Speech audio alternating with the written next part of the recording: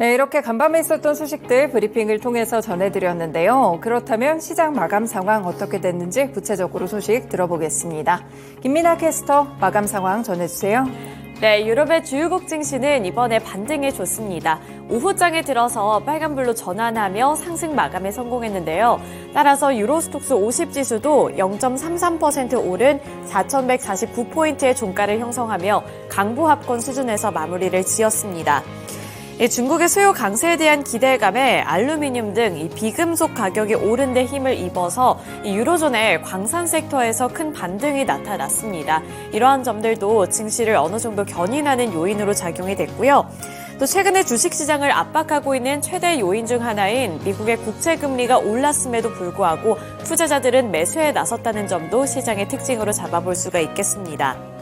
테슬라와 넷플릭스 실적 발표 등 이번 주부터 본격적으로 공개되는 이 실적으로 인해서 기대감이 유입이 된 상황이라고 볼 수가 있겠고요. 이제 금리 인상이 실제로 막바지에 다다랐다라는 의견에 다시 한번 무게가 실리면서 유럽 증시도 다시 한번 반등해주는 움직임이 나타났습니다. 따라서 유로스톡스 50 지수 강보합권 수준에서 마무리 지었다는 점 보셔야겠습니다. 네, 이어서 원유 선물 가격 살펴보도록 하겠습니다. 원유는 0.73% 조정을 받으면서 87달러 선에 거래를 마치는 모습이었는데요. 이렇게 국제 유가가 큰 폭으로 하락한 것은 금리에 대한 부담감이 완화가 됐다는 점도 있었고요. 최근 증시에 부담이 됐었던 이 석유 공급 차질 문제와 관련해서 미국에서 어느 정도 숨통이 트일 만한 소식을 전해왔습니다. 미국이 중동 지역 석유 공급 차질 가능성을 대비해 베네수엘라에서 석유를 공급받겠다고 소식을 전했는데요. 따라서 이 부담감이 어느 정도 완화되며 원유 선물 가격 같은 경우에도 0.7%가량 하락했습니다. 네, 이렇게 원유 가격과 유럽 증시 마감 상황 전달해 드렸고요. 이어서 미국 증시 마감 상황은 SH인베스트먼트 김선영 연구원 통해서 들어보겠습니다. 연구원님 안녕하세요. 예, 안녕하십니까? 네, 지난밤 뉴욕 증시 분위기 어땠나요? 예, 이스라엘과 하마스 전쟁이 중동 전역으로 확대되는 것을 막기 위한 외교적 노력이 진행되고 있다는 뉴스로 투자 심리가 안정되면서 오늘 뉴욕 증시는 일제히 상승 마감됐으며 지수별로는 다우지수가 0.93%, S&P 500은 1.06, 나스닥은 1.2, 러셀 2000은 1.59%의 급등세를 보였습니다. 주요 언론들은 조 바이든 대통령이 중동 지역에 전쟁이 확산되는 것을 막기 위해 이스라엘 방문을 검토 중이며 앤토니 블링컨 미국 국무장관은 아랍 여러 국가 관리들과 회담을 마치고 이스라엘에 도착했다고 보도했고 이로 인해 오늘 국제 유가가 하락하는 등 투자 심리가 안정되는 모습입니다. 한편 호실적을 보고할 것이라는 전망으로 대형 IT 업체들의 주가가 일제히 강세를 보이면서 오늘 시장을 이끌었는데요. 블룸버그에 따르면 벤치마크 시가총액의 약 4분의 1을 차지하는 애플, 마이크로소프트, 알파벳, 아마존, 엔비디아 등 5개 기업들의 이번 분기 매출이 전년 동기 대비 평균 34% 이상 증가할 것으로 예상하고 있는 상황입니다. 오늘 특징 종목들을 보면 오는 18일부터 S&P 500 지수에 편입된다는 뉴스로 캐나다 기반 요가 웨어 업체인 룰루레몬 아슬레리카가 10.3% 급등했으며 반면 지난 분기 실적이 예상에 크게 미치지 못할 것이라는 경고를 한 후 미네소타주 기반의 스포츠 레크레이션 업체 비스타 아웃도어는 25.8% 폭락했고 오늘 전업종이 상승했던 가운데 벤치마크인 10년 만기 국채금리는 전일 대비 상승한 4.712%, 달러 인덱스는 0.4% 하락했고 오늘 비트코인이 7% 이상 급등하는 등 가상화폐 전반이 큰 폭으로 올랐습니다. 올 들어 채권 시장이 부활할 것이라는 기존 전망을 뒤집고 채권 금리가 급등하면서 펀드 매니저들이 최악의 한 해를 보내고 있다는 소식입니다. 블룸버그에 따르면 레이시 헌트 로이링턴 투자운영 이코노미스트는 자신의 50년 경력 중 올해가 가장 힘들다고 밝혔으며 이 회사의 미국 국채펀드는 지난해 34% 마이너스에 이어 올해도 전년 대비 마이너스 13%의 손실을 기록 중이라고 보도했고 증권사 HSBC는 미국 정부의 채권 공급 문제가 되지 않을 것이라는 생각이 틀렸다고 인정했으며 모간 스탠리와 뱅크 오브 아메리카 역시 미국 국채에 대한 투자 의견을 중립으로 바꾼 바 있었습니다. 당초 올해 채권 시장은 연방준비제도의 급격한 금리 인상으로 미국 경제가 침체에 빠져 향후 통화정책 완화에 대한 기대로 상승할 것이라는 전망이 지배적이었지만 이와 반대로 미국 경제가 견조한 것으로 나타나면서 고금리가 더욱 장기화될 것이라는 전망 속에 채권 수익률이 지난 2007년 이후 최고치를 치솟으면서 채권 시장은 전례 없는 3년 연속 손실을 기록할 것으로 예상되고 있습니다. 이미 구매할 사람들은 다 샀고 충전 문제와 함께 잠재적인 소비자들은 높은 가격을 이유로 주저하는 가운데 하이브리드 차량 수요가 급증하면서 미국 시장에서 전기차 판매가 감소하고 있다고 월스트리트저널지가 보도하고 있습니다.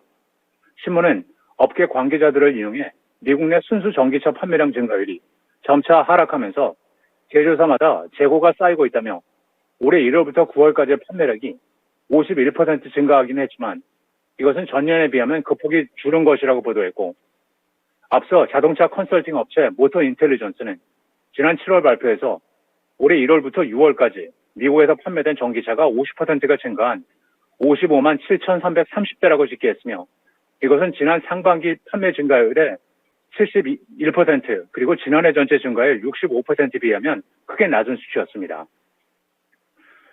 앞서 들으신 대로 애플이 중국 스마트폰 시장의 1위 자리를 화웨이에게 내줬다는 소식입니다. 증권사 제프리즈는 보고서를 통해 화웨이를 비롯한 중국 업체와의 경쟁에서 밀리고 있는 애플의 고전은 내년에도 지속될 것이라면서 아이폰이 중국 소비자들 사이에서 이른바 이템으로 예년만큼의 위력을 발휘하지 못하고 있다고 지적하면서 화웨이, 샤오미, 아너 등 토종 스마트폰 업체들의 판매는 1년 전에 비해 두 자릿수 이상의 증가율을 기록할 것으로 예상되고 있지만 애플 아이폰의 판매는 두 자릿수 감소세를 기록하고 있다면서 아이폰 15 출하 이후에도 아이폰의 전년 동기 대비 판매율은 마이너스 상태에서 벗어나지 못하고 지적을 하고 있는 가운데 모간 스탠리는 애플이 공급 차질에 직면해 있다면서 4, 4분기 실적에 부정적인 전망을 내놓으면서 아이폰의 4분기 매출 전망치를 8% 하향 조정하고 목표 주가는 215에서 210달러로 낮췄습니다. 마지막으로 내일은 연방상무부의 9월 소매 판매가 발표되며 시장 예상은 전달 대비 0.3%의 증가이며 이어 연준의 9월 산업생산 그리고 전미 건설협회의 10월 주택가격 지수가 발표되고 다우지수의 구성 종목인 존슨앤존슨과 골드만삭스를 시작으로 뱅크 오브 아메리카, 알버트슨, 뱅크 오브 뉴욕 멜론, 유나이티드 에어라인스, 로키드 마틴, 인터액티브 브로커스, JB 헌트 트랜스포트 서비스가 지난 분기 실적을 발표합니다. 네, 이렇게 실적 발표에 대한 일정까지 함께 들어봤습니다. 오늘 말씀 고맙습니다. 네, 감사합니다. 네, 유럽 증시에 이어서 미국 증시 마감 상황까지 함께 들어봤습니다. 이어서 전일장 국내 증시는 어떻게 마무리를 지었을지 국내 증시 마감 상황 함께 알아보도록 할 텐데요. 어제 코스피와 코스닥은 2거래일 연속으로 하락했습니다. 하지만 여기서 그나마 다행이었던 부분은 장 초반에 비해서는 이 오후장에 들면서 낙폭을 어느 정도 축소하며 거래를 마쳤다는 점이었는데요. 어제 시장에선 외국인 투자자들의 매도세가 큰 폭으로 집계가 됐습니다. 이러한 부분들도 참고를 해보셔야겠는데요. 전 코스피는 전거래일 대비 0.81% 하락한 2,436포인트의 종가를 기록했습니다. 어제 개장 직후에는 이스라엘 그리고 하마스 간의 전쟁이 격화될 조짐을 보이면서 급락하며 출발을 했는데요.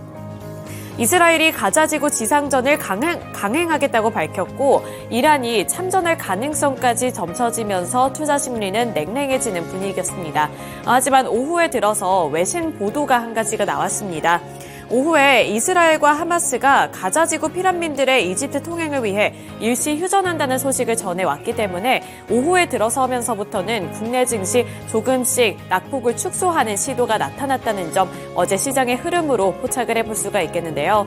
이러한 외신 보도가 나타났지만 이제 오늘 시장에서 고려해야 할 부분은 이스라엘에서 이 휴전과 관련해서 밝혀진 바가 없다는 소식을 전했다는 점입니다. 아직까지 공습을 단행하고 있기 때문에 이러한 부분들이 국내 증시 오늘 어떠한 영향을 미치게 될지 눈여겨보셔야겠습니다. 네, 이어서 어제 시가총액 상위 종목들의 흐름도 함께 살펴보도록 할 텐데요. 우선은 코스피에서 삼성전자와 SK하이닉스 살펴보도록 하겠습니다. 삼성전자가 1% 넘게 하락했고요. SK하이닉스도 0.48% 하락하며 거래를 마쳤습니다. 삼성전자는 1% 넘게 하락하면서 67,300원의 종가를 기록했고요. SK하이닉스는 0.48% 하락한 124,100원을 터치했는데 이 장중의 주가 흐름 확인해 보시면 아시겠지만 지수의 흐름을 거의 따라갔다라고 살펴보시면 되겠습니다. 장 막판에 가서 낙폭을 축소하며 0.4%가량까지 제한적인 낙폭이 기록됐습니다. 네, 2차전지 셀업체들도 일제히 약세로 거래를 마쳤는데요. LG에너지솔루션이 2% 넘게 밀려났고요. 또 삼성 SDI도 2.28% 하락했습니다. LG화학의 경우에도 2.84% 하락하며 거래를 마쳤는데요. 특히 이 LG화학 그리고 LG에너지솔루션에서는 외국인 투자자들의 매도세가 집중됐습니다. 하지만 여기서 한 가지 눈여겨보셔야 할 부분은 외국인 투자자들은 이렇게 2차전지 셀업체들을 중심으로 매도 행렬을 이어가고 있지만 기관 투자자들은 반면에 연일로 매수하고 있다는 점도 눈여겨보시면 되겠습니다. 포스코 퓨처엠 3.74% 하락하며 거래를 마쳤고요. 포스코 홀딩스도 0.98% 하락했습니다. 현대차와 기아 같은 완성차 기업들은 일제히 약보합권 수준에서 마무리를 지었는데요. 현대차가 0.16% 하락했고요. 기아는 0.36% 하락했습니다. 반면에 완성차 부품 기업인 현대모비스의 낙폭은 더욱더 컸는데 현대모비스는 1.72% 하락했습니다. 네이버, 카카오 같은 인터넷 플랫폼주들도 어제는 급락했습니다. 네이버가 1.09% 하락하면서 약세 흐름을 기록했는데요. 네이버 18만 9,700원의 종가를 기록했습니다. 네이버에 비해서 카카오는 선방해주는 모습이 나타났는데 약보합권 수준에서 마무리를 지었습니다.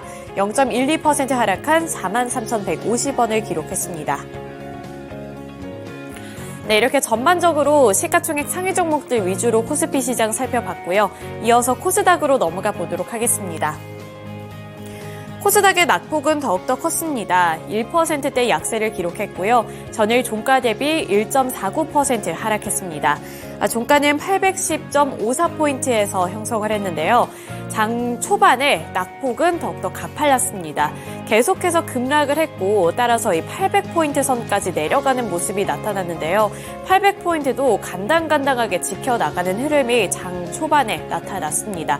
따라서 투자자들은 이 800포인트가 깨지는 거 아닌가 하는 우려감도 있으셨을 것 같은데 다행히도 이 오후장에 들면서부터 앞서서 말씀을 드렸던 외신 보도에 따라 낙폭을 급격하게 축소하려는 움직임이 나타났고요. 따라서 간신히 810포인트 선까지 복귀하는 모습이었습니다. 시총 상위 종목들 확인해 보시면 에코프로비엠이 1.42% 하락했습니다. 1.42% 하락한 24만 2,500원을 기록했는데 지수의 흐름을 따라갔죠. 장 막판에 급격하게 이렇게 낙폭이 축소되는 모습이 나타났고 저가 매수세가 유입됐다라고 보시면 되겠습니다.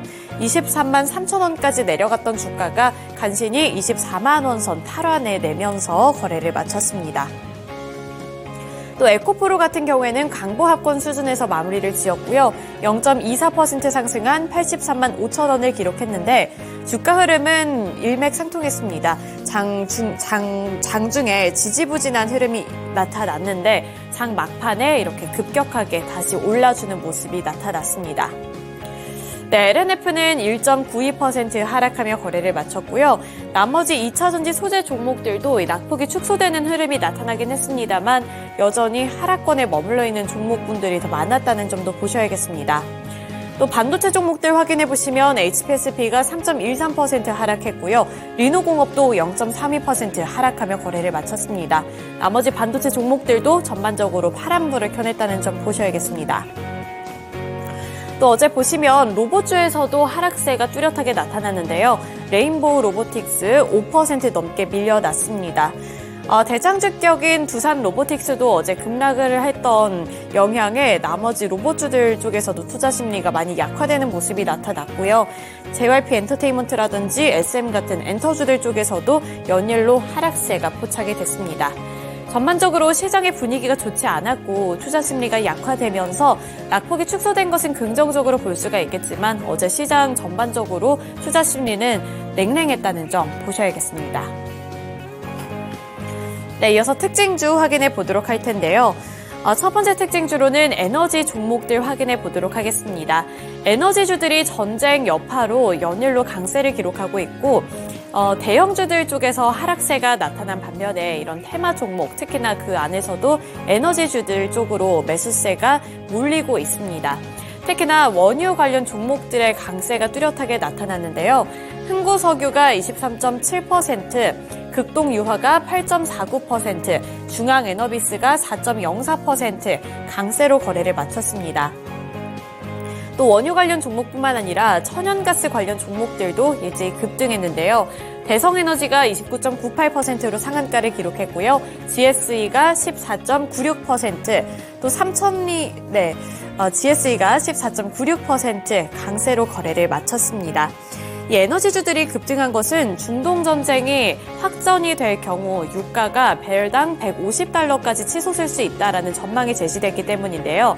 특히나 이란이 참전을 할 경우에는 국제 유가가 폭등할 수도 있다라는 의견이 제시가 됐습니다. 이란은 워낙에 원유를 공급하고 있는 국가이기도 하고 원유 통로를 또 제한할 수가 있는 그런 영향력을 갖고 있기 때문에 국제 유가와 관련해서 국내 증시에서도 이 원유 관련 종목들이 민감하게 반응하는 모습이었고요. 또 천연가스 쪽으로도 수혜가 예상이 된다는 분석과 함께 천연가스 종목들도 급등을 했습니다. 네, 다음 종목 확인해 보도록 할 텐데요.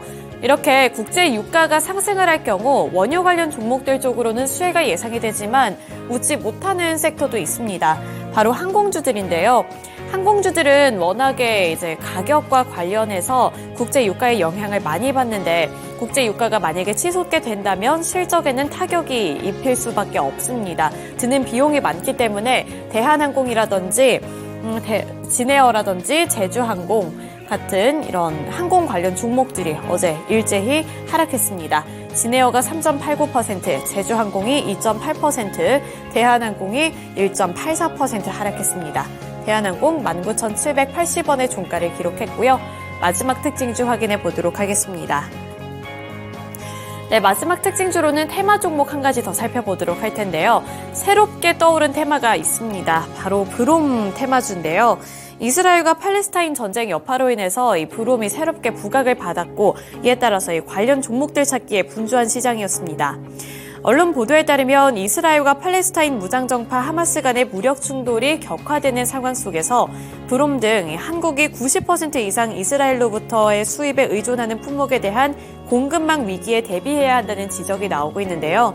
한국무역협회는 전일 이스라엘 하마스 분쟁의 국내 경제 영향 보고서를 통해서 난연제와 석유, 가스시추, 수처리 등 다양한 산업에서 활용이 되고 있는 비금속 원소인 브롬의 경우 수입 의존도가 99.6%에 달하고 있기 때문에 다른 물질로 대체하기가 어려워 보인다고 분석했습니다. 이어서 공급 차질에 대비해 미국과 요르단, 중국, 일본 등으로 수입처를 전환할 준비를 갖추는 것이 필요하다고 언급을 했는데요. 이러한 소식 속에서 삼브롬 화봉소를 론칭해서 국내 업체 중에 유일하게 하나큐세를 제공을 하고 있다고 알려져 있는 JI테크의 주가도 급등을 했고요. 이 브롬계 난연제를 사용하지 않는 제품을 판매 중인 코오롱 플라스틱이라든지 한창산업, 인팩, 폴라리스 우노 등 이 관련 종목들이 함께 상승하며 거래를 마쳤습니다. 네, 이렇게 특징주들까지 함께 알아봤고요. 지금까지 글로벌 증시 마감 시황이었습니다.